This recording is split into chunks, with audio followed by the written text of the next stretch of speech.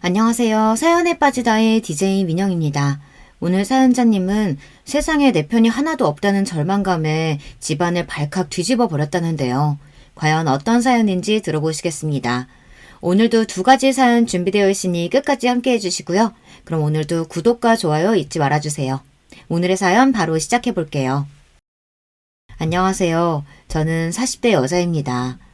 저는 40이 넘을 때까지 너무 바보같이 살았어요.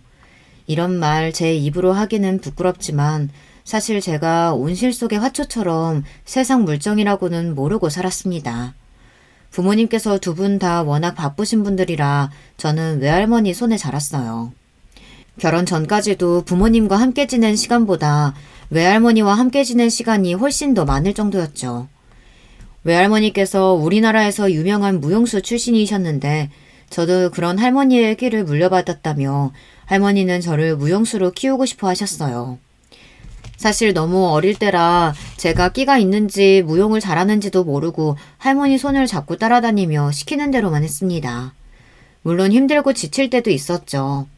그런데 그럴 때마다 외할머니는 저에게 무용하기 위해 태어난 운명이라고, 그러니 조금 몸이 힘들고 지친다고 해서 절대 포기하면 안 된다고 하셨어요.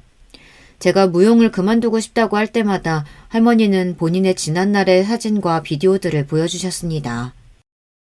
저기 화면에 할머니 좀 봐봐. 얼마나 멋있고 아름다워. 우리 수정이도 무대 위에서 할머니처럼 보석처럼 반짝일 날이 있을 거야. 그날을 위해서 절대 포기하면 안 돼. 멋진 의상을 입고 자신을 한껏 뽐내는 할머니의 모습을 보고 있으면 꼭 공주님 같았습니다. 이 세상에서 제일 멋지고 아름다운 사람 같아 보였어요. 저도 할머니 말씀처럼 무대 위에 보석이 되고 싶었습니다. 공주님이 되고 싶었어요. 저는 할머니의 계획대로 예중 예고를 나와 대학도 무용과를 갔어요. 그러는 동안 한 번도 제 인생이 무용 아닌 다른 길로 흘러갈 거라고는 생각한 적이 없었습니다. 그런데 제 인생의 중요한 선택을 해야 할 때마다 엄마와 외할머니 간의 갈등이 있었습니다. 태어날 때부터 외할머니 손에 자란 저는 엄마보다 외할머니를 믿고 따랐어요. 외할머니가 하시는 말에 한 번도 토를 달아본 적이 없습니다. 그런 저를 엄마는 답답해 하셨어요. 그때도 제가 대학 입시를 준비하던 때였는데 외할머니께서 저를 보내고 싶어 하셨던 대학이 있었어요. 저는 중고등학교 6년 동안 그 학교만 바라보고 준비했습니다. 그런데 그렇게 오랫동안 준비를 했는데도 생각처럼 쉽지 않았습니다. 저는 그 대학에 떨어지고 말았어요. 다행히 다른 대학에는 붙었지만 외할머니는 성에 차지 않아 하셨습니다. 외할머니는 갑자기 저를 유학 보내겠다고 하셨어요. 수정이도 이제 성인인데 언제까지 엄마 계획대로 애를 휘두를 거야. 지금까지는 수정이도 좋아하는 것 같아서 나도 가만히 있었는데 이제는 아니야. 한국에 있는 대학도 붙었는데 굳이 왜 유학을 가? 엄마는 저를 외국으로 보내고 싶어 하지 않으셨습니다. 사실 부모님은 제가 무용하는 것에 대해 썩 좋아하시지 않았어요. 하지만 부모님께서는 항상 일이 바쁘다는 핑계로 하나뿐인 자식인 저를 외할머니에게 맡기고 신경을 쓰지 못했으니 외할머니가 하시는 일에 일일이 반대할 수 없었던 거죠. 하지만 제가 이미 다 큰 성인인데도 저의 미래를 외할머니가 좌지우지하는 게 마음에 들지 않았던 것 같아요. 부모님이 보시기에는 제가 몸만 크고 정신은 아직 어린애라고 생각하시는 게 가장 큰 이유였죠. 엄마가 애를 꼭두가시 인형처럼 키워가지고 애가 아직도 혼자 밥도 못 먹고 버스도 못 타고 다니잖아. 그러면 좀 어때? 돈이 없는 집안도 아니고 하나밖에 없는 딸 공주처럼 키울 수도 있지. 그전에도 엄마와 외할머니 사이가 좋았던 건 아니었지만 제 입시 문제로 더 많이 싸웠어요. 저는 20살이 될 때까지 혼자 밥을 먹거나 버스 지하철을 타본 적이 없어요. 외할머니께서 위험하다고 항상 24시간 저를 데리고 다녔거든요. 외할머니께서 일이 있을 때는 택시를 타게 하셨어요. 그래서 저는 연애 한 번 해본 적도 없고 친구들과 놀러 다녀본 적도 없습니다. 항상 외할머니와 함께였어요. 물론 저도 사람인지라 답답하고 친구들과 어울리고 싶었을 때도 있었죠. 그런데 지금까지 외할머니께서 저를 어떻게 키워주셨는지 그 노고를 알고 있는데 저라도 할머니와 싸우고 싶지 않았습니다. 웬만하면 할머니가 원하는 대로 해드리고 싶었어요. 어릴 때부터 느낀 게 저는 할머니가 없으면 이 세상에 덜렁 혼자 남을 것 같은 공포감이 항상 있었거든요. 저에게는 할머니가 전부였습니다. 할머니는 제 유일한 친구이자 부모였어요. 너도 지금이야 다 네가 혼자 잘나서 잘 먹고 잘 사는 줄 알지만 너도 내가 수정이처럼 키웠어. 그래서 지금의 네가 있는 거야. 엄마도 외동딸이라 어렸을 때부터 외할머니께서 지금의 저를 키우는 것처럼 키우셨대요. 심지어 외할머니께서 엄마를 낳았을 때는 유명한 무용수라 일도 바쁘셨을 텐데 엄마의 일이라면 절대 빠지지 않고 열성을 다하셨답니다. 외할머니는 엄마도 무용수로 키우려고 했는데 엄마는 연기가 없고 공부하는 재주만 있어서 대치동에서 유명하다는 학원이며 고액 과외를 시켜 공부로 성공시켰답니다. 엄마가 아무리 내 딸한테 열과성을 다해 키웠다고 해도 유학은 절대 안 돼. 난 우리 수정이랑 떨어져서는 절대 못 살아. 저는 순간 엄마의 말을 듣는데 저도 모르게 너무 화가 났습니다. 지금까지 살면서 부모님이나 할머니에게 큰 소리 칠 만큼 화를 내본 적이 없었는데 그때는 정말 화가 나더군요. 엄마야말로 내 유학을 왜 엄마 마음대로 가라 마라 하는데 엄마가 나한테 그럴 자격이 있어? 처음 보는 저의 모습에 엄마도 할머니도 당황하셨습니다. 수정아, 엄마가 아무리 자격이 없는 엄마라도 네 엄마는 나야. 네가 한국에 있을지 외국으로 갈지는 나도 이야기할 권한이라는 게 있어. 엄마는 정말 끝까지 엄마 생각만 한다. 지금도 봐. 나한테 유학 가고 싶은지 아닌지 엄마가 묻기라도 했어?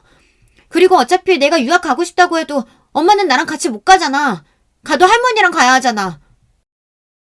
제가 엄마에게 화가 나는 건 그거였어요. 제가 무슨 결정을 하든 어차피 엄마 아빠는 제 곁에 있어줄 수 없었습니다. 제가 유학을 가든 한국에 있든 할머니와 함께였어요. 저는 언제나처럼 할머니의 말대로 유학을 갔습니다. 할머니께서 잘 알고 계시는 교수님이 계신 영국 대학에 입학했어요. 저는 영국에서 지낸 4년이 제 인생에서 가장 행복했던 시간이에요.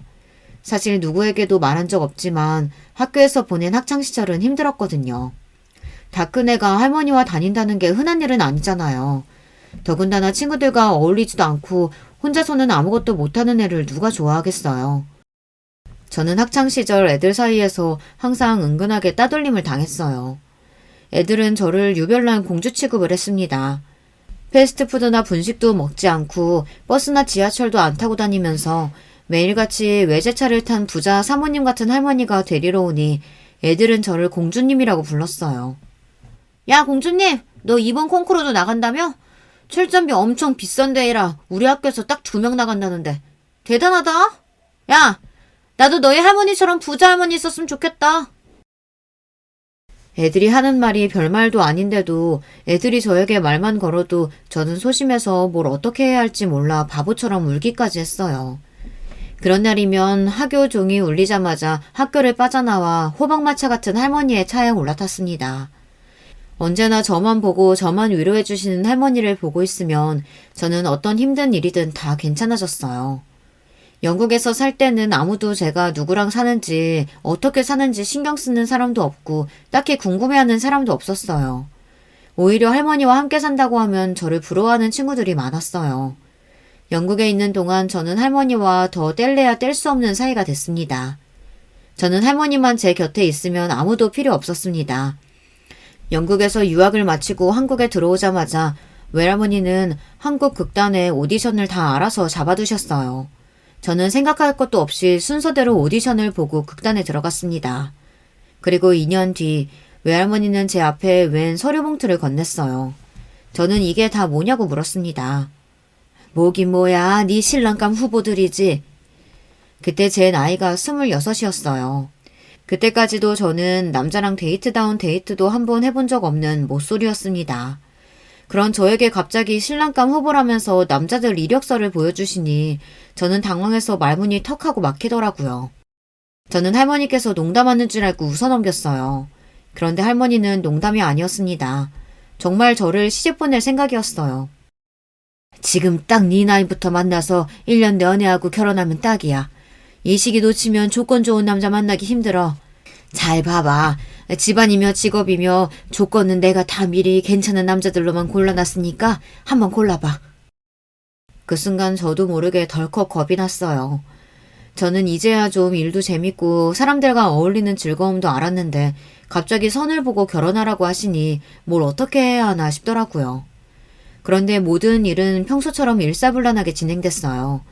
제가 서류 봉투를 보고 어리버리 멍을 때리고 있으니 할머니께서 고민되면 그냥 3명을 다 만나보라고 하시더군요. 연애도 안 해봤는데 그 정도는 만나봐야 결정할 수 있지 않냐고요. 저는 고민 끝에 조심스레 제 생각을 이야기했어요. 할머니, 난 할머니랑 조금 더 살고 싶어. 벌써 결혼은 무슨 결혼이야. 벌써는 무슨 벌써야. 여자가 나이 먹어서 애 낳고 키우는 게 얼마나 힘든데. 그리고 무용수라는 게 너 지금부터 길어봐야 1, 2년이야. 없는 집 애들처럼 너도 무용수 그만두고 동네에서 무용학원이나 하면서 허송세월 보낼래? 할머니처럼 돈 많은 남자 만나서 평생 우아하게 살아야지. 외할머니는 언제나처럼 계획이 다 있으셨습니다.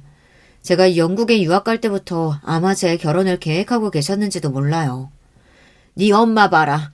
학창시절 내내 전교 1등만 하고 우리나라에서 제일 좋은 대학 나왔다는 애가 지금도 자기 새끼 공연하는 거 한 번 못 보고 평생 저렇게 병원에 갇혀서 살잖니.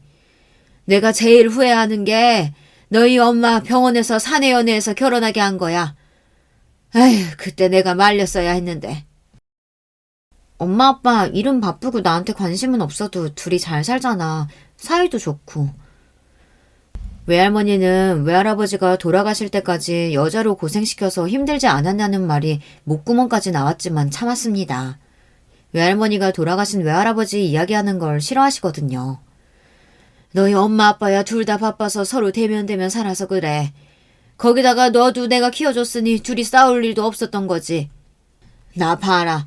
네 외할아버지가 젊어서 그렇게 바람 피우고 할머니 마음고생 시키더니만 결국은 일찍 죽고 그 많은 재산 다 내 거 됐잖냐. 그러니까 너도 그냥 집안 좋은 남자 만나서 차분하게 애 키우면서 사는 게 제일이야. 너처럼 돈 걱정 안 하고 평생 살다가 결혼해서 돈 없이 살면 얼마나 힘든데. 할머니는 저처럼 온실 속에 화초로 자란 애들은 조건 좋은 남자 만나 현모양처로 살아야 한다고 하셨습니다. 그래도 나도 이제 외국 나가서 공연도 해보고 싶고 공연 기획도 배워보고 싶은데.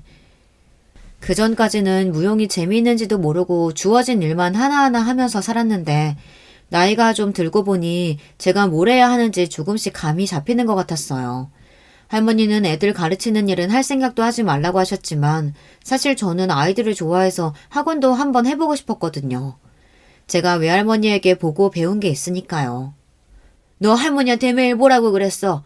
너도 나처럼 되고 싶다고. 나중에 자식 낳으면 나 같은 엄마가 되고 싶다고 했잖아. 일만 하다가 결혼식에 놓쳐서 괜히 별 볼 일 없는 놈 만나면 나중에 너만 고생해. 네 자식도 물론이고. 할머니의 말은 언제나 저에게 설득력이 있었습니다. 세상에서 저를 제일 잘 아는 사람이 할머니다 보니 당연한 일이었죠. 결국은 저는 할머니의 말대로 봉투 안에 있던 남자들을 다 만났습니다.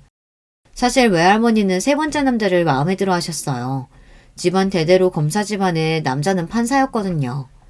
저도 외할머니가 하도 칭찬하셔서 웬만하면 그 남자랑 잘해보려고 했는데 외모가 전혀 끌리지를 않았어요. 조건이 아무리 좋아도 결혼해서 평생 살 사람인데 도저히 정이 생기지 않으면 살지 못하니까요. 그러던 중에 엄마와 할머니 사이에 또 문제가 있었어요. 사실은 제가 대학을 졸업하고 한국에 들어왔을 때 엄마와 대판 싸웠어요. 저는 당연히 한국에 들어와서도 할머니와 살 생각이었습니다. 어렸을 때는 당연히 부모님 집에서 부모님과 함께 살기는 했지만 거의 매일 할머니 댁에 있었어요. 그러다 보니 저는 주소지만 부모님 댁으로 되어 있을 뿐이지 할머니 댁에 살다시피 했습니다. 더군다나 유학 가서도 4년 내내 할머니와 함께 살았으니 이제는 할머니와 함께 사는 게 저에게는 너무 익숙했죠. 그래서 저는 한국에 돌아와서 자연스럽게 외할머니 댁으로 들어갔어요. 그런데 그 일을 부모님은 이해하지 못하셨습니다. 네가 할머니 많이 좋아하고 따르는 건 아빠도 알지만 그래도 네 부모는 우린데 결혼하기 전까지는 우리랑 살아야지. 안 그래도 그렇게 갑자기 유학 가버려서 우리가 얼마나 아쉬웠었는데. 그래, 엄마 아빠도 이제 일 줄이고 너랑 시간 많이 보낼 거야. 앞으로는 엄마가 같이 살면서 너 많이 챙기고 보살펴줄게. 제가 할머니 댁에 들어가 살겠다고 한 게 부모님께서는 좀 충격이었는지 저를 잡으려고 노력하셨어요. 하지만 저는 오히려 그런 부모님이 이해가 되질 않았습니다. 내 나이가 몇인데 지금 와서 엄마가 날 보살피고 챙길 게 어딨어. 할머니도 이제 연세 드셔서 여기저기 아프고 힘든데 할머니가 지금까지 나 키워줬으니까 지금부터는 내가 할머니 옆에 있어줄 거야. 너 지금 그걸 말이라고 해? 엄마 아빠가 그렇게 유학 가지 말라고 붙잡아도 몇 년을 할머니 따라 영국까지 갔다 오더니만 이제는 아예 집까지 나가서 할머니랑 산다고? 엄마는 저를 이해하지 못했어요. 어떻게 낳아준 부모보다 할머니를 더 챙기냐고요. 엄마야말로 지금 와서 이러는 거 웃기지 않아? 우리는 그냥 원래 살던 대로 살면 돼. 엄마 아빠는 하루 종일 병원에서 수술만 하고 나는 할머니랑 있고. 저는 제 뜻대로 집을 나와 할머니 댁에 아예 들어가서 살았습니다. 워낙 본가에서 부모님과 함께 있는 시간이 많지 않아서인지 저는 할머니 댁에 있는 게 훨씬 더 편했어요. 그런 와중에 제가 할머니가 중매를 선 남자들을 만나고 다니니 엄마는 더 이해가 되지 않으신 거죠. 엄마는 할머니를 찾아와 노발대발했습니다. 수정이 얘 나이가 몇인데 선을 봐. 엄마 정말 우리 수정이가 엄마 꼭두가시 인형인 줄 알아? 내가 정말 엄마 때문에 수정이 아빠 볼 낯이 없다. 볼 낯이 없어. 이래서 애 키워준 공은 없다더니만 딱 그 짝이네 그 짝이야. 너 말이 나왔으니까 말인데 너나 네 남편이나 병원에서 한창 전공의로 공부하다가 둘이 눈 맞아서 애만 덜렁 낳아놓기만 하고 나한테 바로 떠넘겼잖아. 그래놓고 일절 신경도 안 쓰고 살았지. 그래놓고 이제 와서 뭐? 네 남편 볼 낯이 없어? 너희들이 수정이 키웠으면 이 정도로나 키웠을 줄 알아? 할머니도 엄마 말이 속상하고 서운한지 눈물을 잔뜩 눈에 머금고 울부짖었어요. 저는 그 모습을 보는데 할머니가 더 안쓰러웠습니다. 엄마는 할머니 속상하게 왜 그런 말을 해? 할머니도 할아버지 돌아가시고 힘드셨을 텐데 그 와중에 나까지 키워주느라 얼마나 힘드셨겠어. 그놈의 일팽개로 맨날 애 떠넘겨놓고 고마운 줄도 모르고 매일 뭐가 그렇게 억울해서 할머니한테 큰 소리야? 아이고, 자식이라고 하나 있는 게 말하는 것 좀 봐. 난 다 네 생각해서 이러는 거야. 네 할머니 다 당신 욕심으로 자식들 힘들게 하는 사람이니까. 너 나중에 나한테 와서 후회나 하지 마. 어디 네 할머니 말만 들으면서 살아봐. 엄마는 저에게 앞으로 신경 끄고 살 테니 알아서 잘 살라며 소리를 지르고 가셨습니다. 그 이후로 부모님은 정말 저한테 일절 신경 쓰지 않으셨어요. 결혼하게 되면 청첩장이나 보내라고 했습니다. 그로부터 얼마 뒤 저는 결혼했습니다. 할머니의 말씀대로 26 꽃다운 나이에 결혼했어요. 남편은 선자리에서 만났는데 처음 봤을 때부터 호감이 갔어요. 외모도 서글서글하고 말도 잘하는 게 소심한 저를 잘 이끌어줄 것 같아서요. 직업도 의사라 매력적으로 느꼈습니다. 외할머니는 집안이 좀 우리보다 딸리는 게 별로라고 하셨지만 저는 오히려 그 점이 마음에 들었어요. 남편 직업이 의사인 것도 부담스러운데 만약 시댁까지 너무 잘 사는 집이면 제가 주눅이 들 것 같아서요. 저는 결혼하자마자 극단 일을 그만두고 전업주부로 살았습니다. 남편은 본인이 병원 일이 바쁘니 차라리 저도 일을 하는 게 어떠냐고 했어요. 혼자 매일 집에 있으면 외롭지 않겠냐고요. 평생 무용만 한 사람이 집에서 살림만 하면 답답하지 않겠어? 애 생기기 전까지 동네에서 학원이라도 하는 거 어때? 내가 알아봐 줄까? 저도 일을 아예 그만두고 싶진 않았지만 할머니의 성화에 그럴 수밖에 없었어요. 할머니는 무용수는 예술가지 기술을 돈 주고 가르치는 사람이 아니라고 했습니다. 애 갖는 것도 다 준비가 필요한 거야. 엄마가 몸이 편안하고 건강할 때 애를 가져야 똑똑한 애가 나오는 거야. 애 머리야 다 부모 닮는 거죠. 저 닮았으면 머리 걱정 안 해도 되니까 그런 걱정은 하지 마세요. 남편은 말하는데 거침없는 사람이에요. 처음에 저도 남편의 그런 점이 좋아서 끌렸습니다. 저는 항상 무슨 말을 할 때 마음속으로 몇 번이나 생각하고 말하는 사람이라 남편의 그런 점이 부러웠거든요. 그런데 할머니는 그런 남편을 마음에 들어하지 않았습니다. 밖에서 일하느라 바쁜 사람이 집안일까지 뭘 참견해. 애 갖는 거야 여자일이고 남자야 건강한 씨나 주면 되는 거지. 그러니까 김서방도 술 좀 작작 먹고 운동 좀 해. 나이도 있는데 술까지 먹으면 정자가 건강하겠어? 할머니도 참. 제가 의사인데 제 건강 하나 못 챙기겠어요? 그리고 제가 수정이 남편인데 아이를 언제 낳고 안 낳고는 저희가 알아서 상의할 문제죠. 남편 말이 다 맞았습니다. 할머니께서 저희 부부 일에 많이 참견하시기는 하세요. 더구나 남편은 다른 집안에서 자란 사람인데 할머니의 사고방식을 자꾸만 주입하려고 하시는 게 저도 불편했어요. 한 번은 그런 적이 있었어요. 제 생일이었는데 아침부터 할머니에게 연락이 왔어요. 미역국은 먹었냐고요. 안 먹었으면 끓여놨다고 가져다 주시겠다고 하셨습니다. 저는 감사해서 집으로 오시라고 했어요. 맛있는 점심 사드리겠다고요. 그때까지 살면서 제 생일 미역국은 항상 외할머니가 끓여주셔서 저에게 일상적인 일이었습니다.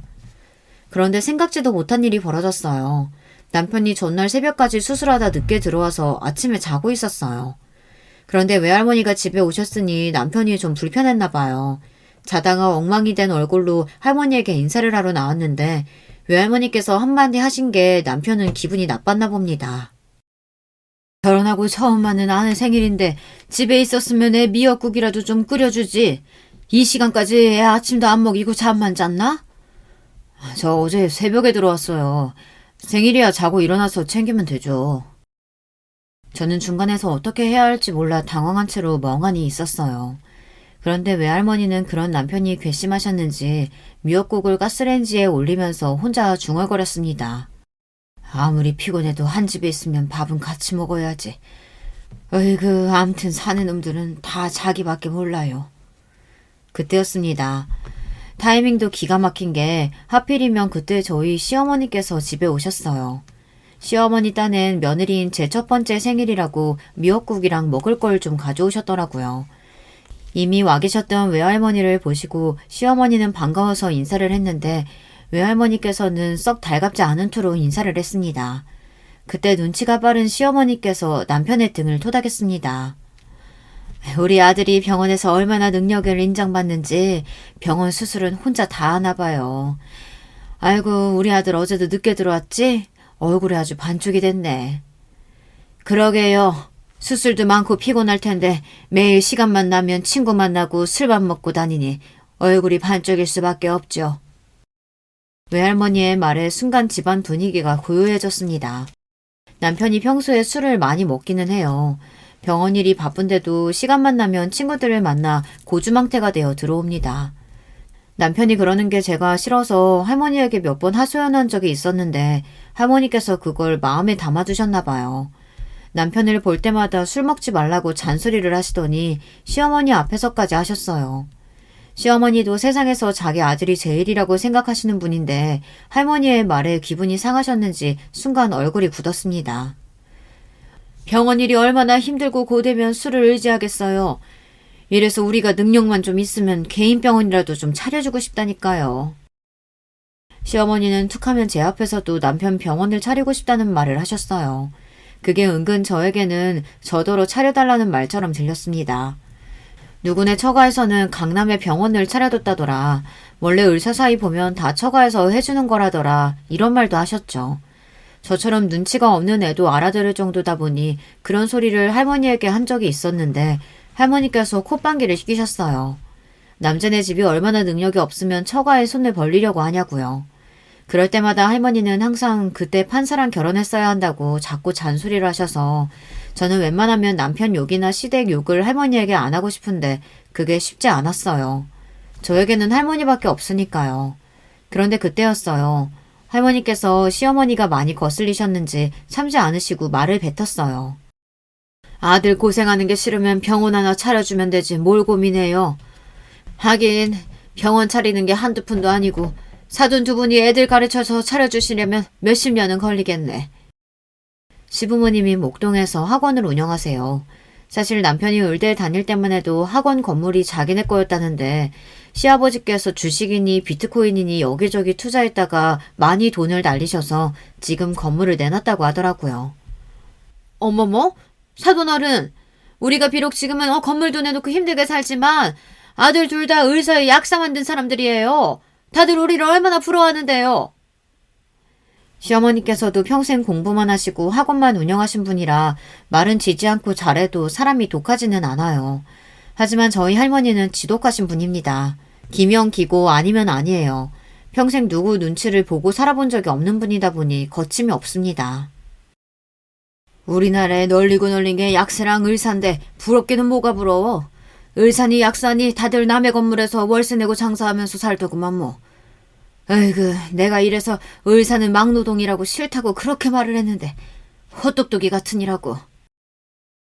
할머니는 혼잣말처럼 중얼거리셨지만 다 들렸어요. 할머니의 말이 끝나자마자 시어머니는 손을 부들부들 떠시더니 저에게 생일 축하한다고 딱 한마디 하시고는 집을 나가버리셨습니다. 남편은 저를 한번 쓱 흘겨보더니 시어머니를 따라 나갔어요. 할머니는 아무리 그래도 시어머니 앞에서 막노동이니 뭐 그런 소리래. 저는 아무래도 상황이 민망해서 할머니에게 투덜거렸습니다. 그런데도 할머니는 당신이 잘한 거라고 하셨어요. 너희 시어머니 은근 자기 아들 의사라고 자꾸만 내 앞에서 뻐기는데 아주 재수없어 죽겠다. 누구 자식은 의사 아닌가? 쥐뿔도 없으면서 병원 개업 얘기는 왜 자꾸 하는 거야? 그렇게 차려주고 싶으면 자기가 차려주면 되지. 그리고 외과 의사면 매일 수술실에서 사는데 막노동 맞지 뭐. 아 몰라. 할머니도 김서방한테 자꾸 뭐라고 하지 마. 안 그래도 수술 많아서 피곤해하는데 집에서까지 힘들게 하면 되겠어? 아이고 자기 남편이라고 싸고 돌기는. 남편 없는 할머니 외로워서 살겠냐? 눈치 없는 할머니 빠져줄 테니까 네 남편이랑 생일상 맛있게 차려 먹어라. 외할머니는 바로 집에 가려고 하셨어요. 저는 제 말에 혹시나 할머니께서 서운하셨나 싶어 점심이라도 드시고 가라고 했습니다. 그런데 할머니는 한상코 괜찮다고 하셨어요. 그때 남편이 들어오길래 할머니를 집에라도 좀 모셔다 달라고 했습니다. 그런데 남편이 제게 버럭 화를 내더군요. 우리 엄마 저렇게 그냥 가게 해놓고 나더러 할머니를 댁에 모셔다 드리라고? 당신 생각이 없어도 너무 없는 거 아니야? 남편은 할머니에게 제대로 인사도 안 하고 방문을 세게 닫고 들어가 버렸어요. 할머니는 결국 택시를 잡아타고 댁으로 가셨습니다. 그런데 그날 사고가 났어요. 할머니께서 타고 가신 택시가 덤프트럭과 충돌하는 사고가 나서 할머니께서 급하게 응급실에 실려가셨다가 병원에서 사망하셨습니다. 저는 할머니 소식을 듣고 그대로 쓰러졌어요. 너무 충격을 받아서요. 제가 세상에서 가장 사랑하는 사람이었던 외할머니께서 제 생일날 돌아가셨어요. 그때의 충격으로 저는 몇 개월 동안 말을 못할 정도로 슬픔에서 벗어나지를 못했습니다. 그런 저를 아무도 이해하지 못했어요. 특히나 남편은 그런 저를 한심하게 생각했습니다.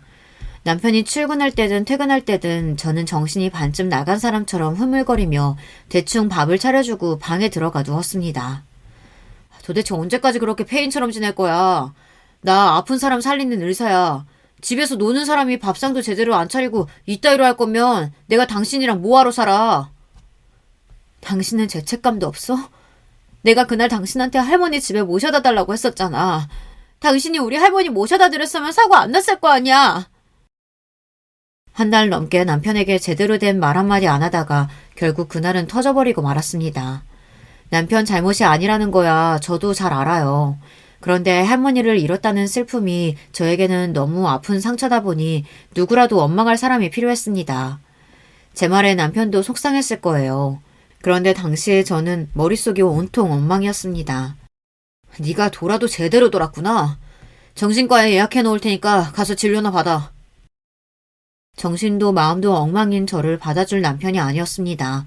남편은 아무래도 제가 미친 것 같으니 병원에 가서 검사나 받아보라고 했습니다. 외할머니가 떠나고 저는 우울증까지 걸렸습니다. 저도 알아요. 제가 얼마나 나약하고 한심한 사람인지를요.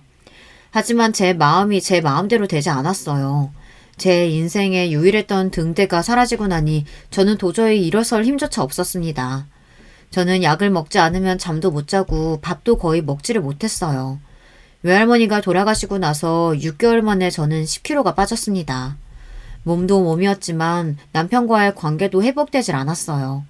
저는 남편 얼굴을 볼 때마다 할머니 생각이 더 많이 났고 남편은 그런 제 얼굴을 볼 때마다 한숨을 쉬고 미간을 찌푸렸습니다. 그러던 어느 날이었어요. 제가 방에서 뜬 눈으로 누워 있었는데 밖에서 현관 번호키를 누르는 소리가 들렸습니다. 시어머니였어요. 저는 놀라서 방에서 나왔습니다. 그런데 제 몰골을 보자마자 시어머니는 눈살을 찌푸리시며 혀를 끌끌 찼습니다. 그러더니 거실로 걸어가 커튼을 세게 치고 창문을 활짝 열었습니다. 장례식 끝난 지가 언젠데 아직도 이러고 있어. 내가 참고 참다가 도저히 속이 터져서 가만히 있을 수가 없어서 왔다. 네 남편 교수 임용 앞두고 있는 거 몰라서 이래? 다른 마누라들은 자기 남편 교수시키려고 병원장까지 만나고 난리도 아니던데 너는 언제까지 이렇게 한심하게 있을 거니? 저는 혹시나 기대했습니다. 시어머니께서 제가 걱정돼서 오신 건 아닌가 해서요. 그런데 역시나 그럴 리 없었죠. 당신 아들이 교수가 되느냐 마느냐 중요한 시기인데 제가 폐인처럼 정신을 못 차리고 있으니 단속하려고 오신 거죠. 어머님 아들 똑똑해서 어련히 알아서 할 텐데 제가 할 일이 뭐가 있다고 그러세요. 어머머, 얘 말하는 것 좀 봐? 내가 우리 아들 교수 못 될까봐 이러는 거 같니? 나는 너 걱정돼서 이러는 거야. 너 눈이 있으면 지금 당장 화장실 가서 거울 좀 봐라. 어떤 남자가 너랑 살고 싶겠니? 내 아들이 집에만 들어오면 귀신 나올 것 같아서 무서워서 들어오기가 싫대. 죄송해요. 저도 금방 털어내고 일어나려고 했는데 자꾸만 나쁜 생각만 들고 마음이 괜찮아지질 않네요. 저도 제가 이 정도로 나약한 인간인지 몰랐어요.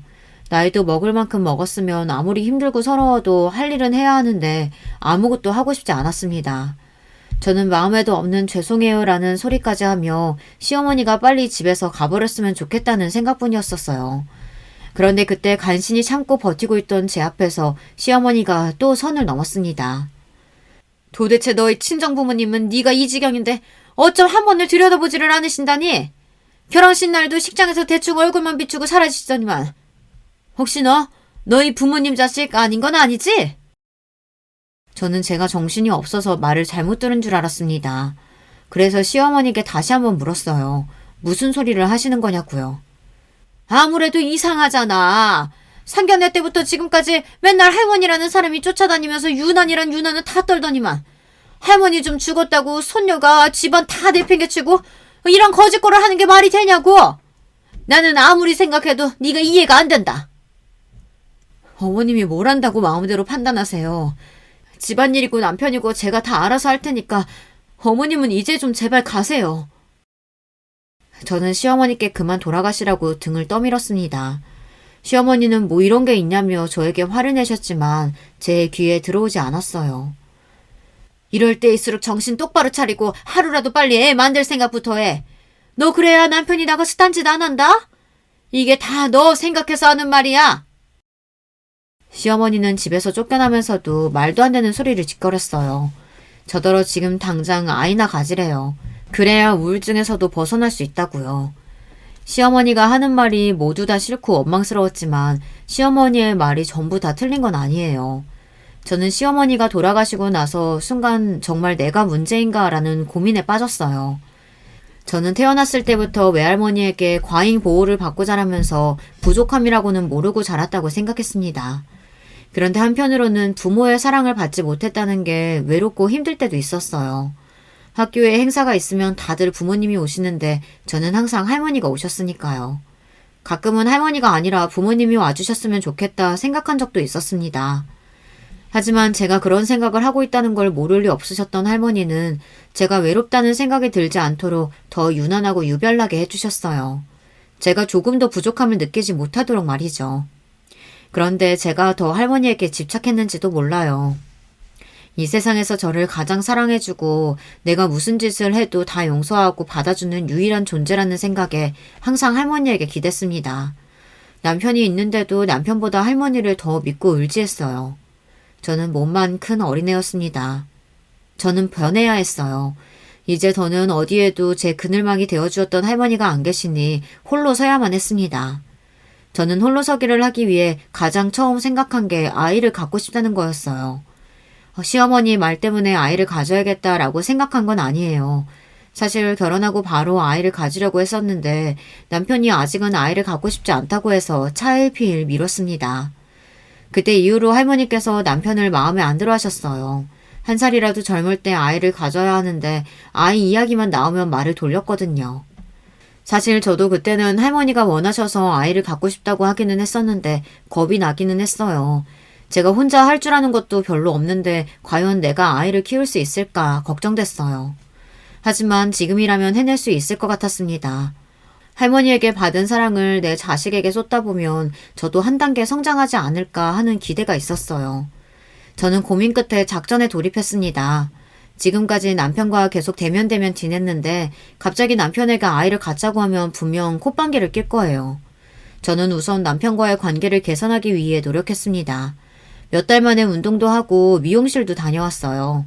그리고 집안 청소도 싹 하고 남편이 좋아하는 반찬과 음식들로 저녁상을 차렸습니다. 그리고 남편이 오기를 기다렸어요. 그런데 남편은 집에 올 시간이 훨씬 지났는데도 오지 않았습니다. 저는 걱정돼서 남편에게 전화했어요. 그런데 그때 웬 여자가 남편 전화를 받더군요. 어머, 안녕하세요. 저 김 선생이랑 같이 근무하는 송 선생이에요. 김 선생 잠깐 자리 비웠는데 오면 연락드리라고 할게요. 남편과 같이 일하는 의사인지 목소리가 여우 같은 여자가 전화를 받더군요. 저는 순간 당황해서 저도 모르게 알았다고 하고 전화를 끊었습니다. 끊고 나니 후회가 됐어요. 누구인지 왜 이 늦은 시간까지 같이 있는지 물을 걸 하고 말이죠. 몇 시간 뒤 새벽이 되어서야 남편이 들어왔습니다. 저는 남편이 들어오는 소리에 빠르게 현관으로 나갔어요. 남편이 신경 쓰여서 한숨도 자지 못했거든요. 저를 보고 남편도 놀랐는지 웬일로 안 자고 기다렸느냐고 했습니다. 일찍 끝난다더니 왜 이렇게 늦었어? 회식이라도 한 거야? 대놓고 아까 그 여자는 누구냐고 왜 남의 전화를 받냐고 따지고 싶었지만 남편과 잘 지내겠다고 마음먹은 이상 말하기가 조심스러웠어요. 회식은 무슨... 송 선생, 당신 모르나? 나랑 대학 동기잖아. 최근에 병원 옮길 때 송 선생이 많이 도와줘서 같이 저녁 먹었어. 당신 병원 옮겼어? 저는 정말 모르고 있었습니다. 알고 보니 남편이 최근 다른 병원으로 옮겼더라고요. 당신 정신 못 차리고 있는데 내가 병원 얘기할 틈이 어딨어. 대우병원으로 옮겼으니까 당신도 알고 있어. 저는 그제야 정신이 번쩍 들었습니다. 제가 이 정도로 엉망이었나 싶더라고요. 아무리 힘들어도 아내라는 사람이 남편이 병원 옮기는 것도 모르고 있었다는 게 제 스스로에게 화가 났습니다. 그동안 나 때문에 당신도 힘들었지. 내가 살면서 이렇게 힘든 일은 처음이라 너무 힘들어서 옆에 있는 사람들 생각을 못했어. 미안해.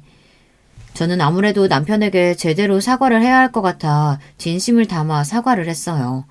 놀란 남편은 애써 괜찮다며 이제라도 정신 차렸으면 됐다고 했습니다. 그래서 말인데, 자기야, 우리 이제 아이 갖는 거 어때? 저는 슬쩍 제 생각을 이야기했어요. 아이를 갖고 싶다고 했어요. 그런데 남편은 금방 얼굴이 일그러지더니 갑자기 무슨 아이냐며 노발대 말했습니다. 당신 할머니 돌아가시고 힘들다고 애 가져서 그 외로움 달래보자 뭐 이런 생각인가 본데 애는 그렇게 갖는 거 아니야. 책임감이 있어야지 책임감이. 외롭고 힘들어서인 건 맞는데 꼭 그것 때문만은 아니야. 당신 어머니도 애 가지라고 그러시고 우리도 애 생기면 관계가 더 좋아질 수도 있으니까. 당신 가만 보면 생각이 참 짧아. 우울증까지 걸려서 수면제까지 먹는 사람이 무슨 임신을 하고 애를 키운다고 그래. 임신하면 약 못 먹는 거 몰라? 남편의 말에 저는 할 말이 없었습니다. 제가 또 생각이 짧았나 보다 싶어서요. 남편 말이 맞아요. 애 가지면 수면제나 우울증 약도 못 먹는데 무슨 생각으로 덜컥 임신할 생각을 했나 했습니다. 당신 말이 맞아. 내가 많이 노력해서 약도 줄여보고 운동도 하고 해볼게. 당신 많이 힘들어서 한 생각인 거 알아. 내가 그래서 좀 생각을 해봤는데 말이야. 당신 할머니가 당신한테 증여해준 집이랑 땅 있잖아. 그거 정리해서 나 병원이나 개업할까? 아무래도 개업하면 지금보다는 한가할 테니까 당신이랑 시간도 더 많이 보낼 수 있고. 제 생각이 짧았다 싶어서 아이 문제는 나중에 다시 이야기하자고 할 참이었습니다. 그런데 남편이 갑자기 평소와 다르게 자상한 목소리로 중얼거리더군요. 순간 저도 모르게 표정 관리가 되지 않았습니다. 남편의 행동이 꺼림직해서요. 저는 그 자리에서는 대충 생각해보겠다고 이야기하고 피곤해서 자겠다고 했습니다. 저는 다음날 부모님을 찾아갔어요. 확인할 게 좀 있어서요. 사실 제가 할머니 그늘에 숨어 세상 물정이라고는 모르는 애처럼 보이지만 아예 멍청이는 아니에요. 저희 외할머니가 어떤 분입니까? 지독하기로는 독재자급이에요. 그런 할머니에게 자라면서 저도 나름대로 보고 들은 게 있습니다. 특히나 살아생전 밥 먹듯 바람을 피우던 남편과 살았던 할머니의 조언들은 저에게 피가 되고 살이 되었죠. 남편은 분명 이상했습니다. 아무리 제가 할머니 일로 정신이 없었어도 그렇지 병원을 옮기는 중요한 일조차 저에게 말하지 않는 것부터가 이해가 안 됐어요. 더군다나 지금까지 남편과 몇 년을 살면서 남편이 저에게 같이 시간을 보내니 많이 하는 소리를 한 적이 한 번도 없습니다. 그런데 굳이 할머니 재산 이야기까지 꺼내면서 병원 개업 소리를 하니 기가 막히더군요. 비밀, 여자, 재산 이 세 가지가 걸릴 땐 무조건 바람이 확실했죠. 며칠 뒤 저는 시어머니를 찾아갔습니다. 안 그래도 제가 시어머니를 뵐 일이 있기는 했는데 때마침 시어머니께 연락이 왔더라고요. 그런데 웬일로 시어머니께서 저를 주시겠다고 저녁상을 차려놓으셨어요. 제가 좋아하는 음식들로 잔뜩 준비하셨더라고요. 저는 이게 다 뭐냐고 오늘 무슨 날이냐고 물었습니다. 에이, 꼭 무슨 날이어야 상차리나? 너 이제 약도 줄이고 애도 갖고 싶다고 했다면서? 잘 생각했다. 잘했어. 남편이 또 어느새 이야기했는지 시어머니는 제가 아이를 갖겠다고 한 이야기까지 알고 계시더라고요. 저는 제가 아이를 갖겠다고 한 게 좋아서 상까지 차리셨나 했어요. 그래서 괜히 죄송스러운 마음까지 들었습니다. 그런데 제가 순진했습니다. 제 착각이었어요. 너희 외할머니 그렇게 꼬장꼬장 하시더니만 대단하긴 하시더라. 집이랑 땅이랑 다 하면 재산이 50억이 넘는다며? 아유, 그걸 다 자식도 아니고 어떻게 다 손녀한테 줄 생각을 하셨대? 시어머니가 뜬금없이 저를 부른 이유는 역시나 할머니 재산 때문이었어요. 너 그 집이랑 땅 그냥 그대로 줄 거야? 땅이야 그렇다 치고 집은 그냥 두면 금방 낡고 관리도 안 될 텐데 그냥 파는 게 낫지 않아? 시어머니는 저더러 할머니 집을 팔고 남편 병원 개업을 시켜주라는 소리를 잘도 돌려서 말씀하시고 있었어요. 순간 빡이 아주 제대로 치더군요. 잠시라도 이런 시어머니가 불쌍하다고 생각한 제가 더 싫었습니다. 결국은 저는 참고 있던 분노를 표출했어요. 어머니가 너무 뭘 모르시는 것 같아서 말씀드리는데요. 어머님은 제 아파트나 땅에 신경 쓰실 필요 없어요. 저 어머님 아들하고 이혼할 거예요. 제 말에 시어머니는 눈이 휘둥그레졌습니다. 그러더니 그게 도대체 무슨 소리냐고 언성을 높였어요. 저는 이때다 싶어 핸드폰을 꺼내 남편이 그 송 선생인지 뭔지 아는 여자 의사와 주고받았던 메시지를 저장한 내용을 보여줬어요. 제 촉이 맞았더라고요. 알고 보니 남편이 그 송 선생인지 뭔지 아는 여자 때문에 병원을 옮긴 거였어요. 거기다가 그 여자랑 개업하려고 부동산까지 다니며 병원 자리까지 알아보고 다녔더라고요. 어머님 아들 지금 같은 병원 의사랑 바람 피우고 있어요. 안 그래도 증거 다 수집해서 이혼 서류 제출하기 전에 어머님께 말씀드리려고 온 거예요. 뭐? 이혼? 너 제정신이야? 네 주제에 의사 남편 만나서 결혼했으면 바람 정도는 참고 살아야지. 이혼은 무슨 이혼이야? 시어머니는 바로 본색을 드러냈습니다. 그럴 줄 알았어요. 자기 아들이라면 바람을 피우든 어쩌든 개의치 않는 분이라고 생각했어요. 제 주제요? 어머니는 제 재산 50억 넘게 있는 걸 알고도 그런 소리가 나오세요? 아이고, 그까짓 돈 네가 번 것도 아니면서 잘난 척은? 내 아들이 능력 있어서 너랑 이혼해도 50억 정도 있는 여자는 금방 만나. 그리고 너는 정신병까지 있잖냐. 아, 그래요? 그럼 하나 더 알려드릴까요? 어머님 아들이 송 선생인지 뭔지 아는 그 여자 따라서 옮긴 병원 이사장이 누군지 아세요?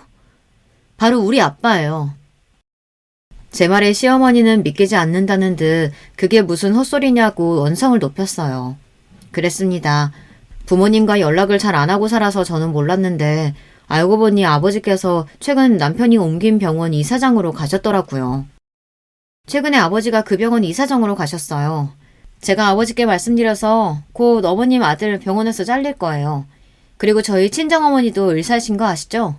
두 분 다 평생 일만 해오신 분들이라 발이 굉장히 넓으세요. 어머님 아들 다신 대형병원엔 발 못 들일 거예요. 외과 의사가 대형병원 아니면 갈 데가 있을까 모르겠네요. 아, 이 김에 어머님 아들 개업시켜주시면 되겠네. 예, 수정아. 제발 내 말 좀 한번 들어봐. 우리 앉아서 차분하게 다시 이야기 좀 해보자. 시어머니는 애써 제 팔을 붙잡으셨지만 저는 제 할 말만 하고 시댁을 나왔습니다. 남편이 바람핀 사실을 시어머니에게 이야기한다고 해서 시어머니가 제 편을 들어주실 거라고 기대한 건 아니었지만 저 정도일 줄은 몰랐어요. 꼴랑 의사인 거 하나 가지고 저를 무시해대니 기가 차더군요. 저는 이혼했습니다. 시댁을 나오자마자 남편에게 계속해서 연락이 왔지만 저는 일절 받지 않고 이혼 소장만 날렸어요. 그리고 송 선생인지 뭔지 아는 년이랑 불륜짓거리하는 사진을 사람을 시켜 병원 홈페이지에도 올렸습니다. 곧바로 그 두 사람은 병원을 잘렸어요.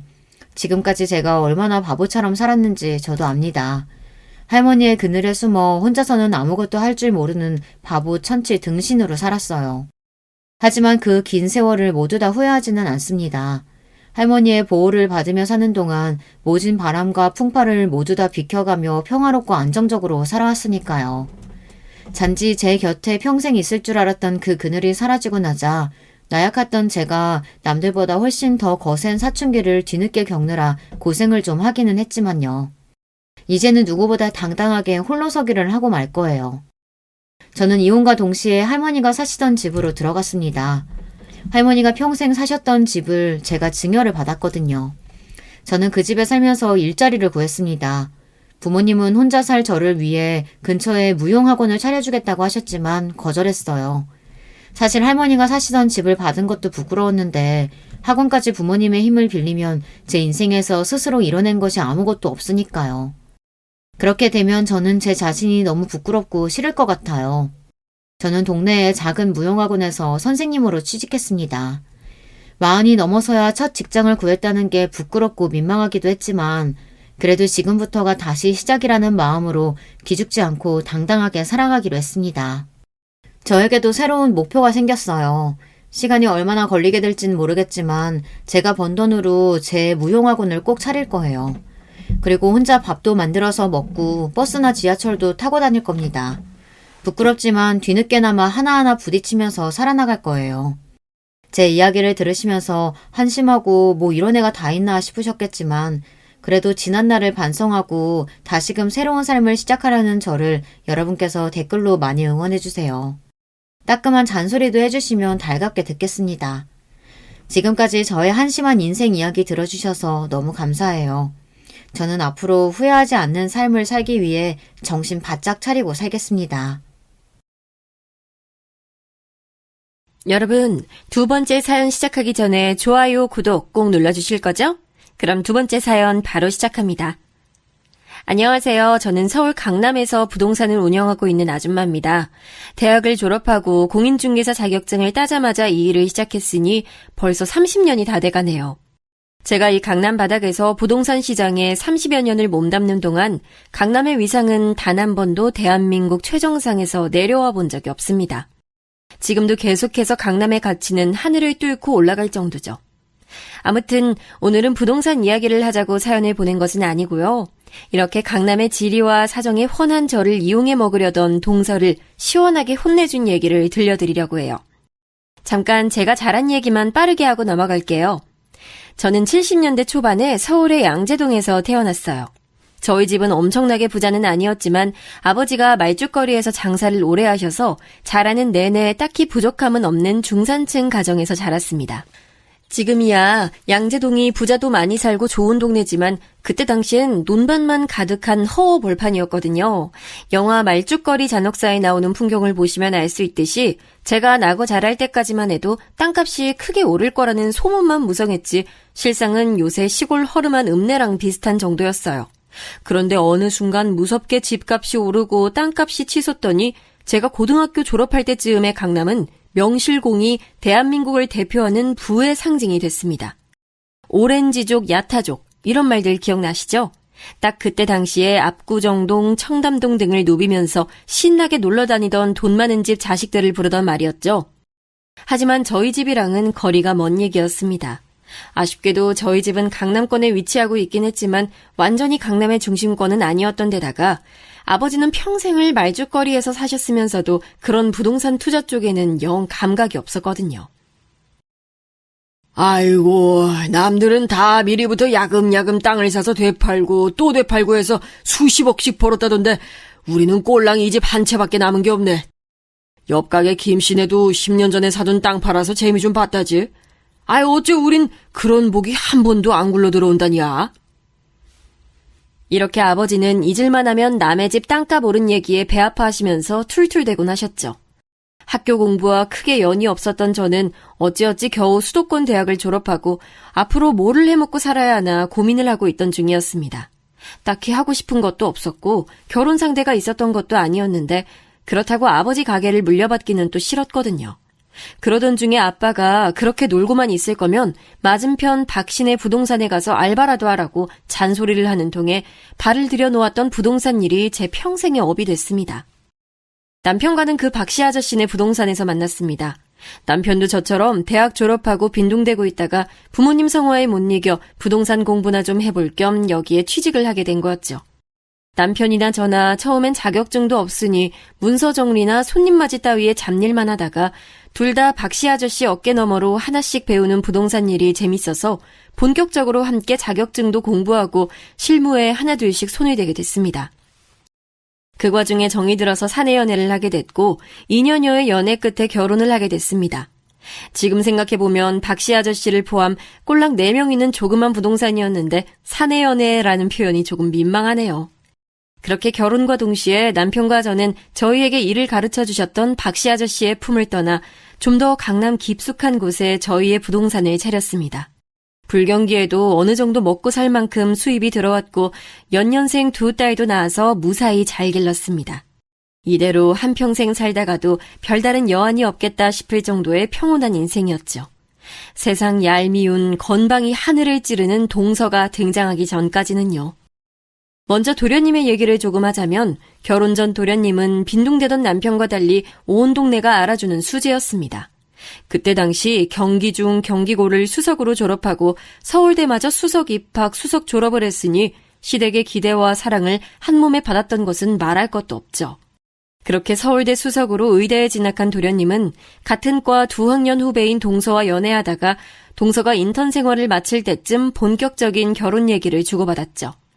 동서 역시 공부 하나로는 전국을 주름잡던 천재였는데 이미 두 사람의 연애 시절부터 시어머님의 편에는 극을 달렸습니다. 저와 남편의 연애 시절부터 상견례하는 날까지 저에 대해서는 별 관심도 질문도 하지 않았던 시어머니였습니다. 그런데 도련님이 의사 여자친구를 만난다고 하니까 교제한 지 2달도 채 되지 않았는데 그때 당시 자취하던 동서를 위해 반찬이며 밥이며 도련님 손에 들려보내고 절기마다 명절마다 선물에 건강식에 아주 상전 모시듯 했다고 하네요. 저는 동서가 건방이 하늘을 찌르게 된 데에는 시어머님의 이런 태도도 크게 한몫했다고 생각합니다. 시어머니의 아직 결혼도 안 한 예비 동서와 저를 차별하는 모습에서 알 수 있듯이 남편과 도련님을 어렸을 때부터 대놓고 차별을 했다고 했어요.